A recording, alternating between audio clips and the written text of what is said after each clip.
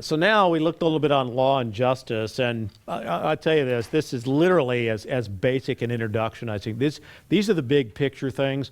There are hundreds of issues to talk about, just like things I briefly mentioned. What do you do with capitalism versus socialism? Is there a biblical position on that? How do you argue it? Yes, there is, but how do you make a case for it, and then how do you translate that into public policy? What's a biblical view of the environment that we should hold? What's a biblical view on capital punishment? What's a biblical view on, think about the literally dozens and dozens and dozens of issues, particular issues we need to think about. And a couple of them we're going to talk about tomorrow, just briefly, but things like abortion and homosexual marriage. How do we think about that and make the case for it? Okay? Now it's just the big picture and how to have a paradigm for thinking biblically about church and state and what the role of government is and what it ought to be. So now we looked at law and justice, so move over to page 14 and look at the next state here, and that's the heading here, the agents who administer the uses of the law and gospel, church and state. Now, to move quickly through this, I mean, it's simply this. We know what the church is. This is not an ecclesiology class, but the church is the body of Christ. The church exists to preach the gospel. The church exists to make disciples. We know in the Great Commission, go out into all the world and preach the gospel to every creature, baptizing in the name of the Father, Son, and the Holy Spirit, and teaching them to observe all that I've commanded you. Okay, three basic functions of the church: inreach, upreach, and outreach. So it's to worship God. We are supposed to, reach out and evangelize people, and we're supposed to teach people, make disciples. Again, it's very basic as far as what the church is supposed to be. So when we think about what it's supposed to do as an institution, think about those areas I already talked about, uses of the law and gospel. So what is the church supposed to do? The church is supposed to, what's its use of the law? Well, the elenchic pedagogical use of the law and the third or didactic use of the law. Okay? It's not supposed to do the civil use of the law. That's for a different agency or institution, and that is civil government. Okay? So what does the church do? Preach law and gospel. The law is a school teacher that leads us to Christ, and they're responsible for preaching the gospel and making disciples. Now, how that's done, right? How many denominations and non-denominational churches are there? There's lots of different modes and ways that people do that, but that's the essential function of the church. So you start thinking about what is a true church versus a false church. You have to know what true doctrine is. So we talked about the idea of authority and that all authority comes from God. There are three basic institutions that God has. But the reality is can there be a false church? Just say yes, please. Okay, yeah, of course there are false churches. Just because something claims to be a Christian church doesn't make it so. You look at the cults of Christianity, the Church of Jesus Christ of Latter-day Saints, the Jehovah's Witnesses, Christian Science, churches like this. These are groups that claim to be Christian, and almost all of them claim to be not only to be Christian, but they're the only true Christian church on the face of the planet. Well, the fact is they do not have the marks of a true church. They don't have the right God. They don't have the right gospel. They don't have the right Jesus. So in that case, they have no authority because they're not preaching what's true. Now, the same is going to be true for government. So, and think about this, because this will help you when you start thinking about the problem historically of divine right of kings, and you get to Romans 13, and it talks about the government being a deacon, a diakonon, a servant of God. Well, guess what? The church is a servant of God too. But are you obliged to obey the people who head an institution who aren't following the Bible? And command you, and I went through this the other day, can a pastor command you to do what God forbids? No, they can't. Can a pastor permit you to do what God forbids? No, they can't. Okay? Why? They don't have any authority to do so. Now, all of their authority is derived from God and from Scripture, the noetic foundation of the faith. God is the essential or ontological foundation of the faith. He's the being on which our faith is grounded. But then there is a noetic or mental foundation of the faith, and that's the revealed Scriptures. That's what we're ultimately obligated to follow. So again, when we look at the government itself, just like a church can be a false church, just because something is a government, does that mean it's acting within its authority structure? Does that mean it is authorized to do what it's doing? And in turn, does that mean, are you compelled to do what it tells you to do? So that's the big issue of civil disobedience, which we're not going to have time to do, but I've given you an extensive outline because, for example, now, may the government, as a Christian now, from our perspective, can the government command you to do what God forbids? That's the question. And of course, for as a Christian, no. And we see plenty of examples of civil disobedience in Scripture. Okay? Where Christians differ is that, is in civil disobedience, well, what if a government is merely permitting what God forbids and not compelling it? Okay?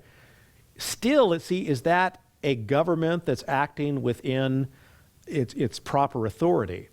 Now, certain Christians are going to say no, because what it is any agency, particularly a government or even a pastor that's acting outside their authority, they are tyrants. They're acting against authority and on their own authority.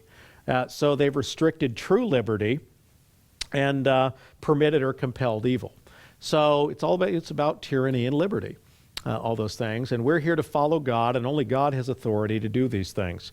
So again, that's the church. So there's marks of a true church, and guess what? There's marks of a true government too. On whether or not it's, there are churches that exist, but that doesn't mean God approves of what they're doing. Just like there are governments that exist, that doesn't mean God approves of what they're doing. So that's something we have to be able to evaluate. Now, go on the bottom of page 14, look at the concept of the state or the magistrate. Again, overall, it just simply means the magistrate is the authority ordained by God to administer the civil law. We saw this in Romans 13, 1 through 7. Magistrate is primarily concerned with temporal, non-spiritual life of the individual. It says, see section on law and justice. Top of page 15. Here's something that's important for us to understand. A lot of people are afraid to look at the Old Testament in modern times, when the fact is God has given us a model in Israel of what it means to set up a culture. Now, again, there are things that are unique to Israel, but at the same time, we get a glimpse of what God thinks a good model for government is. Okay? Now, here's something you'll often hear, that somehow in the Old Testament there was no separation of church and state. That's absolutely false. Okay, we think about that phrase. They weren't wedded together. Because think about this for one moment, top of page 15. Was the king separated from the Levites in the Old Testament? Of course he was. The king had his duties, and the Levites had their duties. Okay, period. But the question was, where did each get their authority? From God and from the Torah. What happened, for example, when Saul went and tried to do the job of the Levites and offer sacrifice? Didn't work out too well for him, did he? When he interfered in the realm of the Levites. And of course, when you look at also at what happened when the king got out of line. David, when he committed sin with Bathsheba, who went and had a little chat with him. Nathan the prophet. Okay? So when you see how these different forms work, the fact is, yes, technically, I mean, we talk about Old Testament saints, we won't get into the dispensational aspect here, but the fact is the king or the state was a separate institution, separate leaders, separate duties from the Levites, or as some people would say, the church in the Old Testament. I'm a dispensationalist. I think the church started in the New Testament, but that's a whole other thing. But the point is, the Levites had their duties, the king had their duties, they were separate, okay? But what were they both under? God and His Word. When they both followed it and did their duties, things worked out well, okay? When one fell, the other fell. When the king went bad, what did he do? He persecuted true religion, okay? What happened in the New Testament when the Pharisees and the Sadducees and they all sold out? Well, again, they did influence government well, okay? When you're corrupt, how are you rebuking the king appropriately and keeping them in line? Or providing the people and nurturing the people so that when they do go to be king, they've got the right ideas when they go and fulfill their calling. Okay? So this is the structure even in the Old Testament. You had a separation of church and state, but it simply wasn't, it probably wasn't as separate as some people would like to see it today. In the New Testament, Jesus made this separation clear as well. And this is where we see the separation of spheres between temporal life, the things that affect our temporal life and the things that affect our spiritual life. It says in Matthew 22:21, render to Caesar the things that are Caesar's and to God the things that are God's. And that has been the basis for this two spheres or two kingdoms idea in church-state theology for 2 millennia now. But the question is, how do we identify the two spheres? Is there any overlap? And what are the duties of each? Okay, and that's where all the Christians have differed. But at the same time, we say, okay, there are two spheres. Jesus acknowledged this. We know there's a church, there's a state. What's the overlap and what we ought to do? Okay, little history here. And I want to trace the development of church-state theology up through basically the post-Reformation period. And we'll talk a little bit more after this. But think about this in pre-Constantinian Christianity, from the first century till the time of Constantine, roughly AD 313. What was important about Constantine? Constantine was the first Roman emperor that recognized Christianity as an official religion. And whether he became a real Christian or not, who knows? Only God knows. But the fact is, he claimed Christianity and wanted it to be the official religion of the empire. Okay? What happened before that for 300 years? Christians were persecuted. We know about the Neronian persecutions, onward at Ho, for all the different emperors, it was hot and cold how much persecution was going on with Christians. And by the way, this is another reason why we think about the want of, manuscripts and New Testament manuscripts and biblical manuscripts of the first 300 years. There are some that exist, but the reason that there aren't a lot of them is because Roman emperors and Christian haters tried to round us up, they killed us, they martyred us, and they burned our books. So, that's why we start thinking about documentary evidence for the faith. This is why. But you talk about those who are pre-Constantinian, what was their view on this? Well, people say, well, why wasn't there a lot of church-state theology in the early church? Well, I'll tell you why. Picture two guys running through the Colosseum being chased by lions, right? What's your church-state theory? How we can overthrow the Roman Empire, right? Yeah. There's not a whole lot of time and a forum for that kind of discussion. It's sort of like, is Jesus Lord or Caesar Lord? It was pretty much that basic. You didn't have time to reflect on the complexities of running an empire or a government or what that would look like. In fact, what you do see is that the greatest amount of Christian reflection and scholasticism comes at the times of peace in the empire. When people aren't out, when you're not running from lions, you have time to stop and reflect, okay? And that's pretty much the way it goes, yeah. When you're running from lions, aren't you making a statement that you're not running at Nero with a sword? So in a sense, you're making a church-state statement? I'm not sure what you're getting at. Not running at lions, running at Nero. I mean, one of the ways to keep from being thrown into the lion's den is to take out a sword and kill Nero, but wasn't sort of a logic Okay, well, because of the church-state? okay, well, here's the thing that with that, when you think, okay, you have this small amount of Christians against the greatest army in the world at that time. So that's why you got a bunch of folks, or usually at that point, a lot of them were part of the lower class. They're not trained warriors. This wasn't even on their mind. It was trying to survive. Now, that's the whole point, is that there was no possibility they were going to raise an army, whether even they thought they had some kind of just war theory or individually how they could do it. It's just not even, it wasn't even the realm of plausibility that was going to happen at that time based on sheer numbers. So, Roman Empire is conquering the known world at the time. So, quote unquote, the ragtag bunch of Christians weren't going to form an army or an empire to challenge Rome. So it was having to live as a subgroup within Roman society and trying to get permission for it.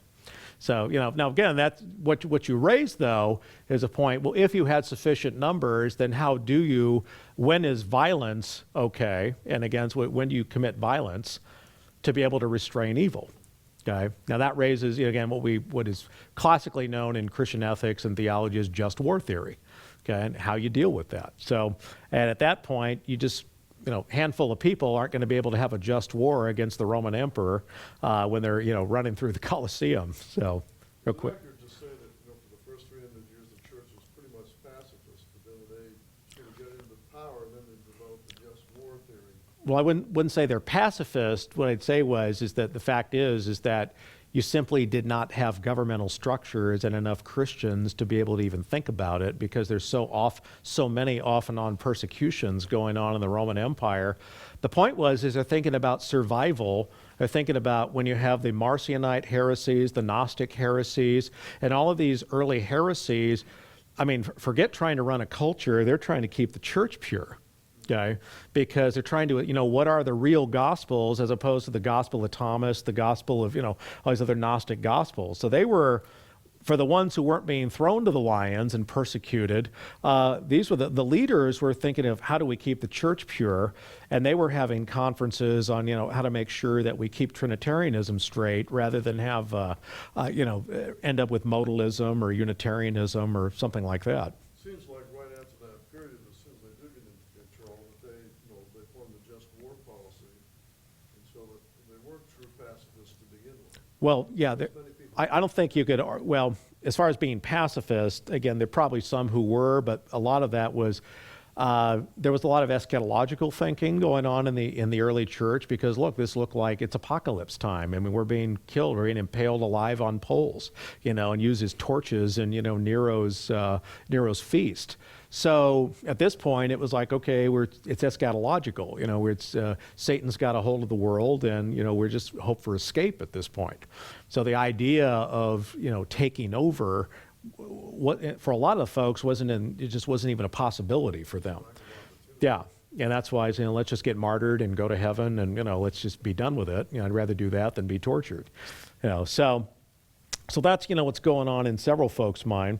Others, when you get into, again, that early period of Christianity, because this is a big one to overcome, you say, why aren't all those early Christians thinking about it? Because one, if they just, it would be like, I mean, you think about perspective-wise, I mean, think about even, I don't know, think about a church movement in the United States. I don't know, the Calvary Chapel churches, who all got together and decided they were going to take on the U.S. Army. I mean, yeah, you're going, okay, that's not a good idea, all right? I mean, maybe we need a few more people, a few more arms, a little bit better technology. We would decide, that the United States government's persecuting us. Let's take on the Army. It's not going to happen any more than, a third world tribe in the jungle is going to beat the U.S. Army. So the point is, there's practical thinking going on here. That's why when you look at those early writings, they're addressing things like trying to keep the church pure and trying to get the deity of Christ, the gospel, and the Bible right, when the fact is civil government wasn't even on their radar because it wasn't even a possibility for them to think about it. Just as, now we get to Constantine. Now we get into, that's where we see the development of how do we think about church and state, because now the Christians are the ones who are in a place of authority now. Okay, so what is a proper idea of authority? So we look at the development there from Constantine to the medieval period, and again, so you have this idea of two spheres of authority. How do you do with the spiritual and eternal sphere, okay, versus the temporal political sphere? And how does that work? So with Constantine, look in the middle of page 15, it says Constantine, church became an institution. However, the Emperor Constantine was not only considered himself the political head, he believed he was the religious head of the empire. So not only was the emperor, he called himself Pontifex Maximus, okay? And he assumed the right to intervene in the affairs of the church, okay? And so again, later emperors did not take the title, but continued to intervene in the affairs of the church. So church and state are completely wed with Constantine. Now, in one sense, it provided some good stuff, okay? For example, I'll give for those who study bibliology, when Constantine became the emperor, one thing he ordered and one thing that was provided for is he wanted copies of the scriptures. So, we think about the, Codex Alexandritis, Codex Sinaiticus, things like that. These are produced in the early 4th century in these scriptoriums, and we've got nice leather complete copies of the scriptures because of that. So they had the money and the means and everything else to produce it. So in that sense, it can produce some good stuff. But there's some negative stuff that comes with it too. But anyway, so now post-Constantine, you've got, from Rome to Byzantium, again, coinciding with the movement of the capital of the empire, Eastern Orthodox Church and developed a theory and practice of church-state relations which came to be known as Caesaropapism. Okay, so what does it mean? Caesar's over the Pope. Okay, so even though with Constantine he was, not only the head of the state but the head of the church, that what you've got now in the East is Caesaropapism, where the secular ruler, the emperor, has supreme authority also over the church. So this was essentially what was going on with Constantine and later on. So it included authority over doctrinal issues. Western Church retained, for a number of reasons, more freedom from direct control by Western government. Okay, now move to the late 5th century. You see Pope Gelasius I, the two swords theory. What's the two swords theory? Top of page 16. It says there are two powers by which the world is chiefly ruled, the sacred authority of the popes and the royal power. Of these, the priestly power is much more important because it has to render an account for the kings of men at the divine tribunal. So here now you've got a shift in the balance of priestly power being more important.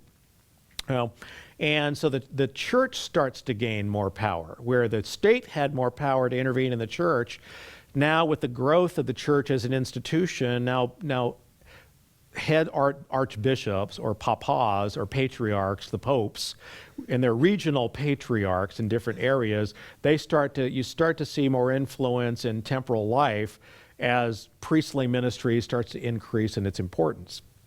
Okay? Now, development of this two swords theory, okay, through the Middle Ages. Now at this time remember what's going on here too, is that you essentially have Christian nations and empires going on. This was always they had no ideas about having secularized things going on. This was all, how do we as a people live for Christ? For good or for bad, how they implemented it. They weren't trying to implement secularized society with Christianity as sub-pockets in society. Okay, now whether they did it right or wrong, and when they did it right or wrong, the point was the goal was never secularism. Okay, it was a totality of life in Christ. Okay, it's really only a recent invention, about the last 40 or 50 years in our theology, that even Christians start to think about there's secular and here's the sacred, as opposed to everything in life being Christianized. So let's develop this a little bit. Early Middle Ages, church is struggling to free itself from secular control. The 6th century, once the Western Church was somewhat free from Byzantine control, the power of the popes increased. Okay, 800 A.D., Pope Leo III crowned Charlemagne, Charles the Great, as emperor. What did Charlemagne do? Attempted to resurrect the Roman Empire in the West, held similar views to Caesaropapism, and essentially he resurrects now this, this Caesar over the church, and now starts the Holy Roman Empire again, okay, with the wedding of church and state. Skip over to 1075, you see Pope Gregory VII, and I'm going through this quickly because what we really want to get is the Reformation views on church and state, which are really affecting us today, okay? So, Pope Gregory VII. Gregory challenged the right of Emperor Henry IV to appoint the Archbishop of Milan. After decades of conflict, an agreement on the issue was reached by the Concordat of Worms. The trend of increased authority of the papacy continued to its zenith in the reign of Pope Innocent III. That was the early 13th century. And after a century after Innocent III, it was clear that royal power was now subordinate to the papacy.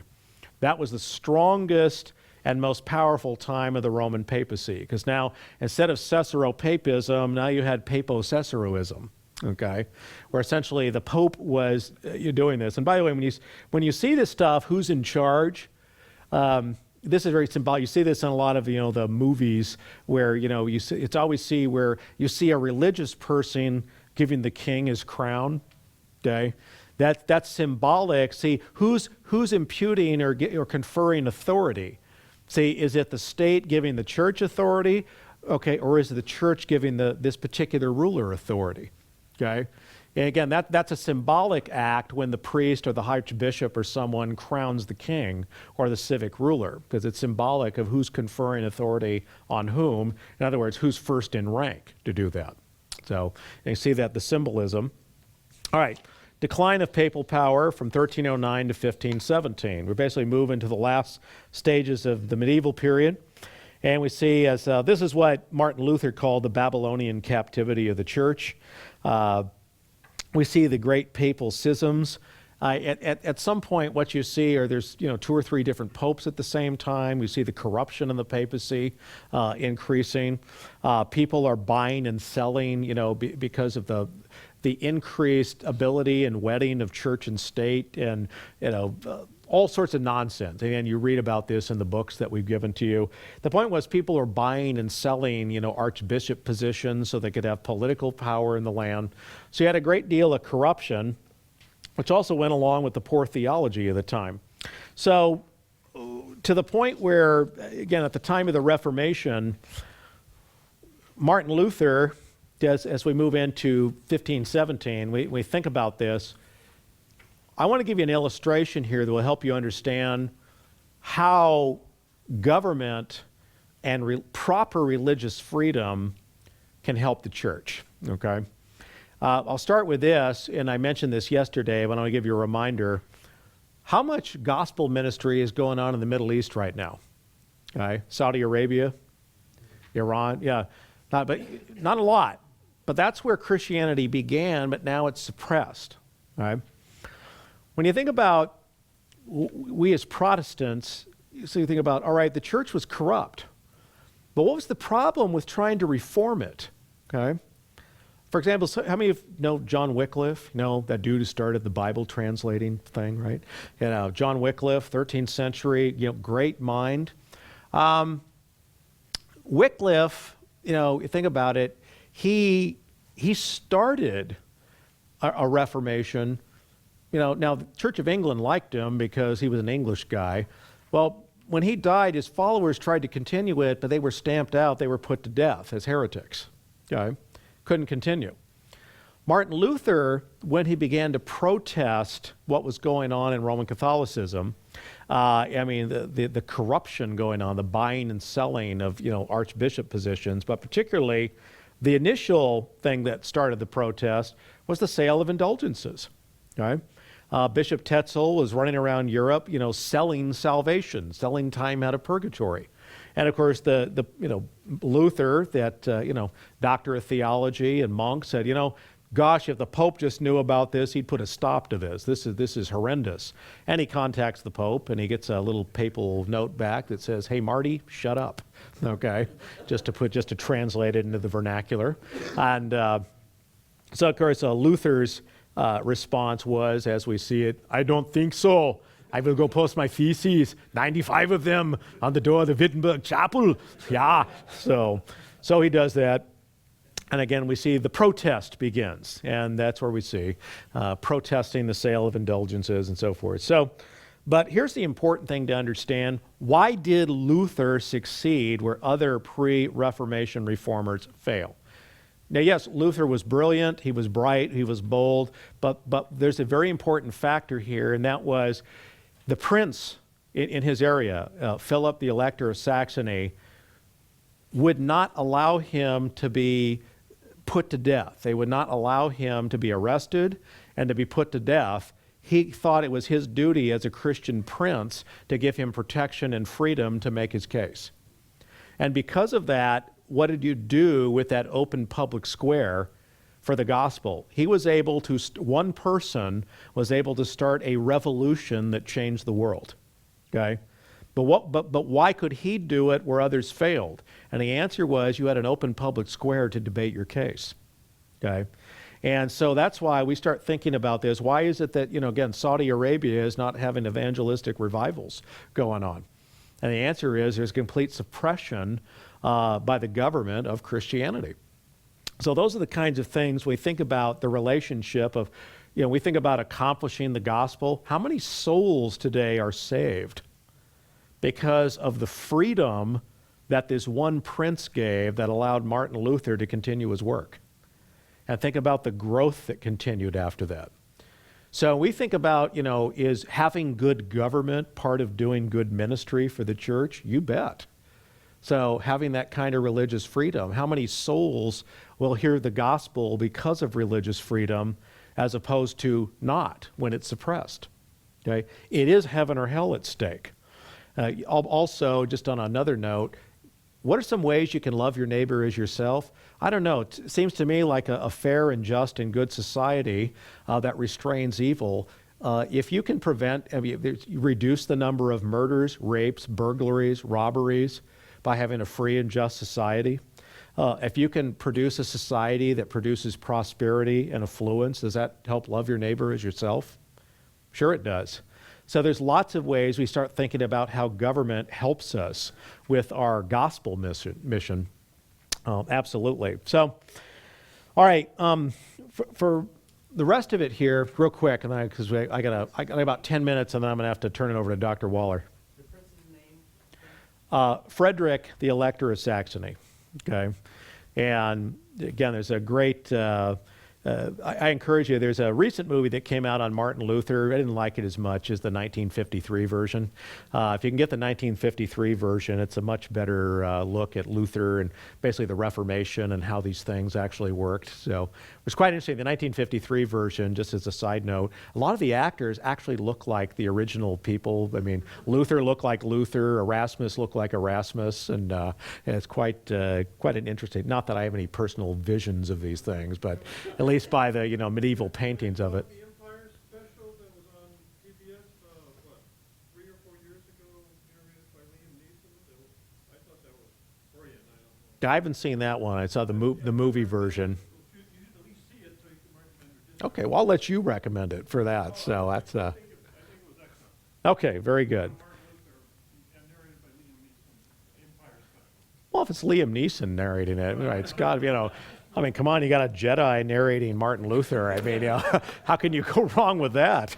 So, all right. So let's now let's get into about last few minutes here. I want to give you you see, there's extended notes here on the Reformation theories, but I want to cover the basic ideas because these are the ones that are still around today, if they're around at all. And I can tell you what has essentially happened with the church. You look at the founding fathers, I'll just tell you this in advance. 80% of those who were in the country at the time, we think about the Christians, about 90 to 95% of the Christians in the country were self-identified as Protestant. There's only about a 5% Catholic population in the United States, okay? And of those 95% that were Protestants, about 75% of those to 80% had a Reformed or Calvinistic heritage, okay? So when you look at the theology of church and state that they brought, it was essentially Calvin through Rutherford, through so forth. I mean, this is what they brought, okay? But also early on, there were Baptist influences, there were Lutheran influences. So what you saw was essentially, this amalgamation of the Baptists, the Lutherans, and the Reformed, who got together and based on their theology, they constructed a political philosophy on it. And I want to give you the basics of it so you understand each, and you can sort of see how each are still around in their various forms today. For example, to give you Martin Luther, a Protestant reformer, start at the top here. You say there's actually three main divisions of the Protestant Reformation. There was the Lutherans, the Reformed, and then the Radical Reformation and the Anabaptist, okay? Each of those, by the way, has subdivisions. I mean, you think about, the Arminians came from the Calvinist and others, came from the Baptistic movements. But the point is that there's three major movements, each of which had their own divisions. The first, and again, when you think about this, when you read Martin Luther's works, and he wrote extensively, just like those who are Lutherans.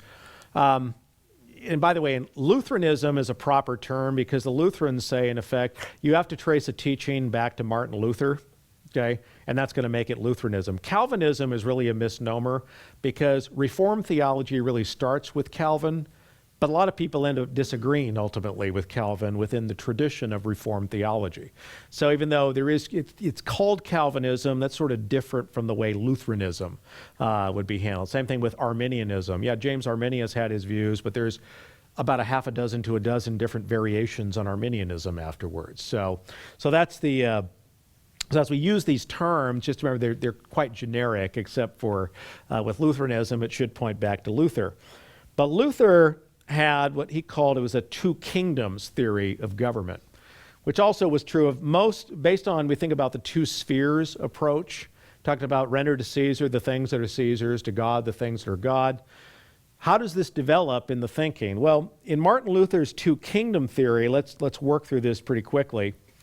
In his Theology of Civil Government, this is 1a, says, Luther abolished the medieval distinction between temporal and spiritual estates and developed his own theology of dual spheres of authority. And then his two kingdoms view is based on his understanding of two kingdoms, proferred, that is given in the Sermon on the Mount and in Romans 13, 1 through 7. Okay? So what does this affirm? There's two kingdoms, one kingdom governed by God through the gospel, in which believers dwell, and then the kingdom of the world that's governed by law. That's the two kingdoms. Okay? Now, here's the point was, Luther held that both kingdoms were ordained by God, but the kingdom of the world, which is civil government, okay, was strictly a secular sphere. Okay? And of course the church is the sacred sphere. And of course the church or the state has no authority in matters of gospel or doctrine. Now you kick down to the next level. You think about Lutheran theology rests on, clear law gospel distinctions on everything. Okay? So what you end up with is the state does law, church does gospel. This is secular, this is sacred. Again, there's a lot to be said on two kingdom theory. But so in the end, this is an important distinction. We start to look at the other views. In Luther's view, which was adopted by the Lutherans and then the Lutheran states that started in Europe, see, they didn't mind, and Luther didn't mind. He says, doesn't really matter if unbelievers run the government. That's a secular sphere. God can work justice through unbelievers, okay? Because that's the secular realm. That is an area of, again, unbelievers can work in it. Now, Martin Luther is quoted as saying, I'd rather have a competent Turk than an incompetent Christian. I've never found the reference for that. I've asked Lutheran scholars for that. They've never been able to give it to me either. But in the end, though, Luther actually did prefer Christians to run the government. But in theory, for him, because it was secular, yeah, an unbeliever could do it. Well, here's the problem that has been raised, at least against the Lutheran two-kingdom view. If you separate these two spheres too completely, name one secular and the other sacred, here's the problem. Because the civil government has the sword. So what happens when the unbelievers have the sword and they've got, are they always going to be favorable to the sacred sphere? Okay? And so this is one of the critiques, classically of the Lutheran two-kingdom view. If you look at the bottom of the page, on page 17, it said the separation of the spheres is grounding in conscience as a foundation of religious freedom. Okay, but in contrast, due to the secular sacred distinction of the two kingdoms, some have argued that the two kingdoms doctrine was the motivating force in the failure of German Lutherans to oppose Hitler. Okay. That the doctrine encouraged Christians to be tolerant or to refrain from opposing injustice in society as it was not the Christian sphere. All right? Now again, Lutheran scholars are going to differ on this, but this has been a critique. But if you look at how the Lutheran governments in Europe, which ones went secular more quickly, the Lutheran ones or the Calvinistic ones? Okay? And some have argued that because of this two kingdom secular sacred sphere approach, where the church basically doesn't influence this one, okay, that it gets secularized pretty quickly. All right? And some have argued, which there's a good case can be made, this is why the German Christians sat back and let Hitler do his thing instead of intervening. And when the Bonhoeffers and others intervened, it was too late. So that was part of what was going on. Top of page 18, what are the contributions of the Luther's two kingdom view? Positive contributions. Luther attempted to separate the two spheres of authority, which were conflated during the medieval period, during which the Roman Catholic Church claimed political authority. At the time, secular rulers interfered in matters of faith and doctrine. Luther clarified this. Okay, that's good. Negatively, though, for some, Luther's views seem to argue that Christianity and again, Lutherans differ on this, seem to argue that Christianity had no relevance in the public square and, quote, secular life. Okay? And so what happens? It was only relevant in the church's sphere, in the sphere of the church and private conscience. Okay? So you think about, you talk to Christians today and they say, well, this is my morality, this is a spiritual idea. How do we get that into public life? Well, some views say we shouldn't put this in public life. It has no place in public life. Okay, well, this might be one of them. Again, certain versions of this two kingdom theory are going to be argued that that's why we shouldn't be in public life. Okay, so pros and cons of that. Now, skip down to middle of page 18, Calvin's view. Okay, Calvin begins this view, and then you're reading a book on the class, Calvin in the Public Square, where again he goes through and analyzes everybody from Aquinas to Luther and some of the other movements. But you'll find out there are a lot of similarities between Luther's view and Calvin's view. For example, one thing where both Luther and Calvin, I think, did us a service is they got rid of the notion of the divine right of kings. And just like, because they recognize, just as the church as an institution cannot have the marks of a true church, and we can rebel against that appropriately, you can have another institution like civil government that cannot be following God, and so in appropriate circumstances, you can rebel against it. Where prior to that, nope, you submit to the government, divine right of kings. Okay, the king is above the law. It's his divine right to be the king over the church and so forth. So that's an issue. So there, both Luther and Calvin had two kingdoms or two spheres. Both would provide a basis for providing for civil disobedience and actually getting rid of bad governments. But here's one of the differences between the two, and this is an important difference because it has to do with how much you can put Christianity in government and public life. For example, look at C1. It says, Calvin explained the relationship between church and state as a two-kingdom doctrine, but Calvin's view was different from Luther's on a number of issues. You see this, Calvin wrote extensively on this, his primary work, Book 4, Chapter 20 of the Institutes of the Christian Religion, where there, if you read it, he was carving his theological, this was in response to Roman Catholicism, in their view, where the church was, had too much authority, and the Anabaptist at the time, the Radical Reformation, who was saying Christians don't have to submit to government at all and shouldn't have any place in government. Okay? So Calvin is writing in what's called an occasional work. He's responding to a particular ideology or occasion that's going on in his day. And he's saying, okay, now let's get some corrected course here, and biblically, where should we go with it? Okay, so that's what we see the work. B says Calvin's work was a response to what he believed was the Anabaptist liberalism and extremism. C says, in Calvin's view, it's important here, there are two governments. First, spiritual kingdom rules over the inner man and concerns itself with eternal life, foreshadowing the perfect kingdom of Christ to come. Second kingdom, the civil kingdom, exists to establish civil justice and creation. Now, what's the difference between Calvin and Luther? And what is it that when those Puritans and Pilgrims came to America, which, by the way, they were Calvinists. That's who the Puritans and Pilgrims were. And they came and they brought their Calvinistic theologies of, sin, grace, and civil government. They came over here to form their holy commonwealth. Okay, this is what they had in mind. Okay, distinctions between Calvin and Luther. Calvin argued that these two kingdoms complement each other. Luther would agree, however, Calvin asserted a greater role for religion and civil government. In addition to its other tasks, the civil kingdom in Calvinism must protect the outer worship of God, defend sound doctrine, and promote civic righteousness. Okay? Magistrates were used, that is, civil rulers, magistrates, were used to accomplish these ends through the promotion of, quote, true religion. Calvin assigned two roles to the magistrates: maintenance of political and ecclesiastical order and provision of teaching of sound doctrine. Okay? So for Calvin, both magistrates and ministers were charged with the same duties. Thus, both magistrates and ministers were agents and servants of the same God, dedicated to the same Christian gospel, distinguished only by their spheres and methodologies. Okay? So this is why you read Calvin's writings, he's going to say, look, one of the supreme callings you can be is to be in government as a Christian. Because what's the job? Is to protect the church, to make sure that true religion is done. Now, but this was done, some important distinctions here, is that the way Calvin and his heirs developed this as they developed it in different ways, but one of the main distinctions was circa sacra.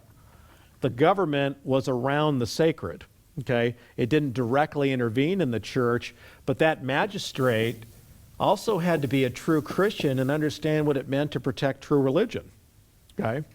That was it. So where'd you see these things going on? Well, you saw this in Geneva, okay? Where you had again, which is still today one of the oldest republics in Europe, okay? It's still around. So circa sacra, around the sacred or around the church. But at the same time, the civil magistrate says this, we're charged with this. Now, you're going to see from this a development. Now, not everybody agreed with Calvin to the extent that should be done, because you look at Samuel Rutherford, you look at the Puritans, again, you look at the 18th century, you look at Jonathan Edwards, you look at all these folks, and what they brought to it is that the point was they had more and less Christianity in their civil institutions, but there was some there. And this is why up until the 1940s, what were we doing? We're teaching Bible in our public schools. We're teaching creationism in our public schools. What do we do? You had to swear on the Bible to be a witness. You had to do what? We were we had crosses as our state symbols, our city symbols. We had the 10 Commandments in our courtroom. See, they had Christian religion integrated with civic life, okay? And we can go into how it diminished, but the question is, should it be that way, okay?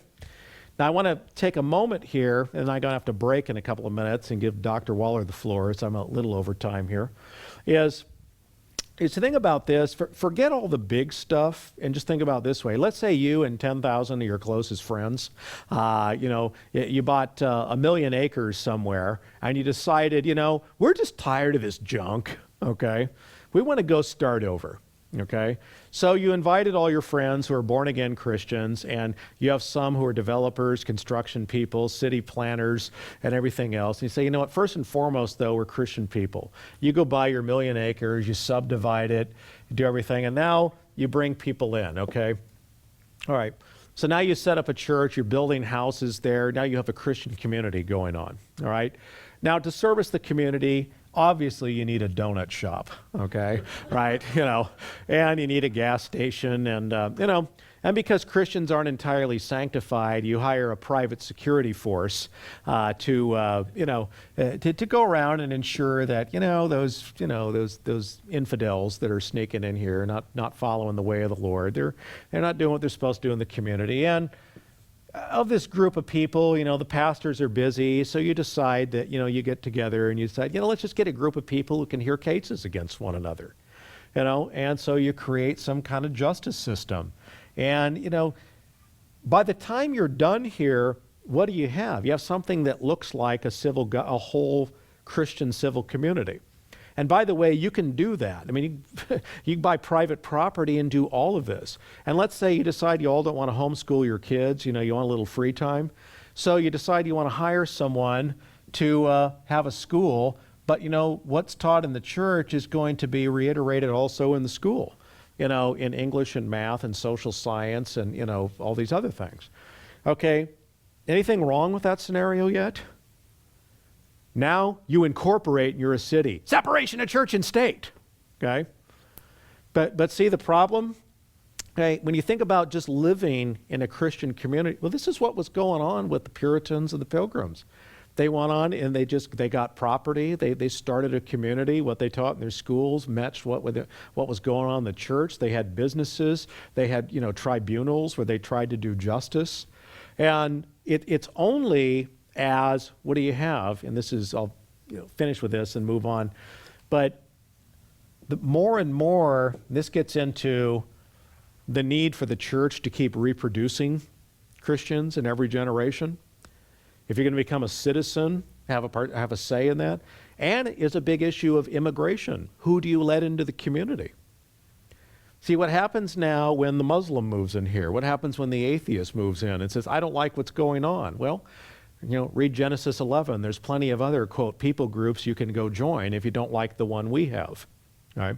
So the problem is when too many people get in here, and have different ideas. Now we want our views represented in the school textbooks. Now we want our views to be represented in laws and in the court. So what do you do at that point? Okay, well, you can create a new one. Well, now we cut the community in half, okay? And now that's Infidelville and this is Christville on this side. But I hope you see when you think about how can you have religion in government? We had religion in our civic institutions and government and everything else for 200 years. So it wasn't a complete secularization and secular state. And of course, this went on at the local level in almost every area.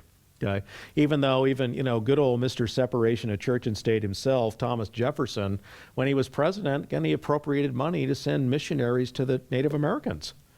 So, even Mr. Virginia Experiment himself, Wallace Separation, didn't mind appropriating money to send missionaries. Okay? So, anyway, that's so a little bit on Calvinism. That was one of the big differences between Calvin and Luther, as they saw there were Christian duties for the civil magistrate. Okay? Yeah. Isn't there another potential problem with this, though? Even putting aside other people coming into the community, that if you start having disagreement or dissent within the community about what is the true religion, about the doctrine, Yeah. then, it basically doesn't allow for that.